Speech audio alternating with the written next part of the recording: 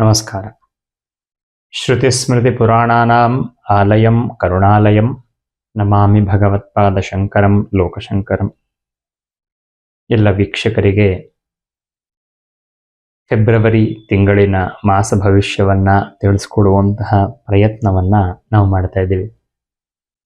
ಜನವರಿಯಲ್ಲಿ ನಮಗೆ ಸಂಕ್ರಾಂತಿಯಲ್ಲಿ ಪಂಚಗ್ರಹ ಕೂಟದಿಂದ ಏರ್ಪಾಟಾದಂತಹ 5 ಗ್ರಹಗಳ ಒಂದು ಸಂಯೋಗದಿಂದ ಸುಮಾರು ದಿವಸಗಳ ಕಾಲ ಅನೇಕ ಶುಭಾಶುಭ ಫಲಗಳನ್ನು ದ್ವಾದಶ ರಾಶಿಗಳ ಮೇಲೆ ಕೊಡ್ತಾ ಇತ್ತು.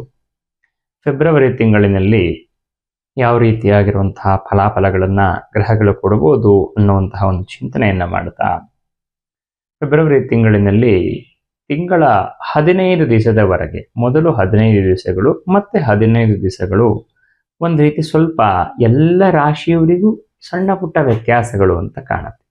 ಮೊದಲು 15 ದಿವಸ ಇರುವಂತಹ ರೀತಿಯಲ್ಲಿ ಮತ್ತು 15 ದಿವಸ ಇರುವಂಥದ್ದು ಸ್ವಲ್ಪ ವ್ಯತ್ಯಾಸಗಳನ್ನು ಉಂಟು ಮಾಡಬಹುದು ಅಂತ.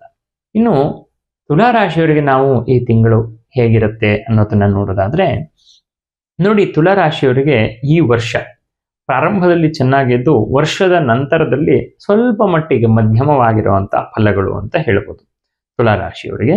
ಆದರೆ ಈ ತಿಂಗಳು ಮಾತ್ರ ಹೇಗಿರುತ್ತೆ ಅನ್ನೋದನ್ನು ನಾವು ನೋಡಿದಾಗ ಸ್ವಲ್ಪ ಎಲ್ಲೋ ಕುಟುಂಬದಲ್ಲಿ ಸಣ್ಣ ಪುಟ್ಟ ಅಸ್ತವ್ಯಸ್ತಗಳಾಗುವಂಥ ರೀತಿಯಲ್ಲಿ ಕುಟುಂಬದಲ್ಲಿ ಸ್ವಲ್ಪ ವೈಮನಸ್ಯ, ಸ್ವಲ್ಪ ಬೇಜಾರು, ಸ್ವಲ್ಪ ರೀತಿ ಸ್ವಲ್ಪ ಮಾನಸಿಕ ಹಿಂಸೆಗಳು ಅನ್ನೋ ಥರದ್ದು ಕುಟುಂಬದಲ್ಲಿ ಕಾಣುತ್ತೆ.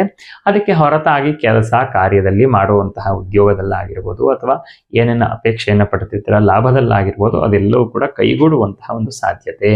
ಅದರ ಜೊತೆಗೆ ಭೂಮಿಗೆ ಸಂಬಂಧಪಟ್ಟಿರುವಂತಹ ವ್ಯವಹಾರವನ್ನು ಮಾಡಬೇಕು ಅಂತ ಅಂದುಕೊಂಡಿದ್ರೆ, ಅದೇ ರೀತಿ ಭೂಮಿ ಯಾವ್ದಾದ್ರು ಬರೋದಿತ್ತು ಅಂತಾದ್ರೆ ಅಥವಾ ಭೂಮಿಗೆ ಸಂಬಂಧಪಟ್ಟಂತಹ ಯಾವ್ದಾದ್ರು ಏನಾದರೂ ನೋಡ್ತಿದ್ರೆ ಭೂಮಿಯನ್ನ ಖರೀದಿ ಮಾಡಬೇಕು ಅಂತ ಅದೆಲ್ಲವೂ ಕೂಡ ಕೈಗೂಡುವಂತಹ, ಅಥವಾ ನೋಡಿದಿರ ಆಲ್ರೆಡಿ ಅದರ ರಿಜಿಸ್ಟ್ರೇಷನ್ ಆಗ್ತಿಲ್ಲ, ಆ ರಿಜಿಸ್ಟ್ರೇಷನ್ ಕೈಗೂಡುವಂತಹ, ಅಥವಾ ಲೋನ್ ಮಾಡಿಸ್ಬೇಕು ಅಂತ ಪ್ರಯತ್ನವನ್ನ ಮಾಡ್ತಾ ಇದ್ದೀರಾ, ಅಥವಾ ಇನ್ಯಾವುದೋ ಒಂದು ರೀತಿ ಸಹಕಾರ ಬೇಕು, ಯಾರು ಇನ್ವೆಸ್ಟರ್ ಬೇಕು, ಯಾರು ಪಾರ್ಟ್ನರ್ ಬೇಕು ಅಂತ ಹುಡುಕ್ತಿದ್ರೆ ಆ ರೀತಿಯಾಗಿರುವಂತಹ ಕೆಲಸಗಳು ಆಗುವಂತಹ ಒಂದು ಸಾಧ್ಯತೆ ತುಲಾರಾಶಿಯವರಿಗೆ ಕಾಣಸಿಗತ್ತೆ. ತುಲಾರಾಶಿಯವರಿಗೆ ಕುಟುಂಬದಲ್ಲಿ ಸ್ವಲ್ಪ ನೆಮ್ಮದಿ ಇಲ್ಲ, ಹೊರಗಡೆ ಮಾಡುವಂತಹ ಕೆಲಸ ಕಾರ್ಯದಲ್ಲಿ ಅದರಲ್ಲೂ ಕೂಡ ವ್ಯವಹಾರಗಳಲ್ಲಿ ತುಂಬ ವಿಶೇಷವಾಗಿರುವಂತಹ ಒಂದು ಪರಿಸ್ಥಿತಿ ಅನ್ನೋಥರದ್ದು ಏರ್ಪಾಟಾಗತ್ತೆ.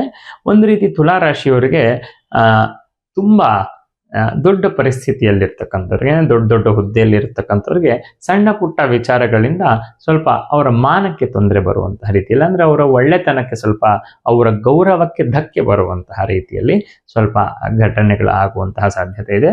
ಹಾಗಾಗಿ ನೀವು ಸ್ವಲ್ಪ ನೀವು ಆಡುವಂತಹ ಸಣ್ಣ ಪುಟ್ಟ ಮಾತುಗಳಾಗಿರ್ಬೋದು ಅಥವಾ ನೀವು ಮಾಡುವಂತಹ ಸಣ್ಣ ಪುಟ್ಟ ಕ್ರಿಯೆಗಳಾಗಿರ್ಬೋದು ಅದು ನಿಮಗೆ ಇನ್ಯಾವುದೋ ರೀತಿಯಲ್ಲಿ ಜನಗಳಿಗೆ ಮುಟ್ಟಿ ಅದರಿಂದ ನಿಮಗೆ ಸ್ವಲ್ಪ ತೊಂದರೆ ಆಗುವಂತಹ, ನಿಮ್ಮ ಗೌರವಕ್ಕೆ ಧಕ್ಕೆ ಬರುವಂತಹ ರೀತಿಯಲ್ಲಿ ಆಗುವಂತಹ ಸಾಧ್ಯತೆ ತುಲಾರಾಶಿಯವರಿಗೆ ಕಾಣಸಿಗತ್ತೆ.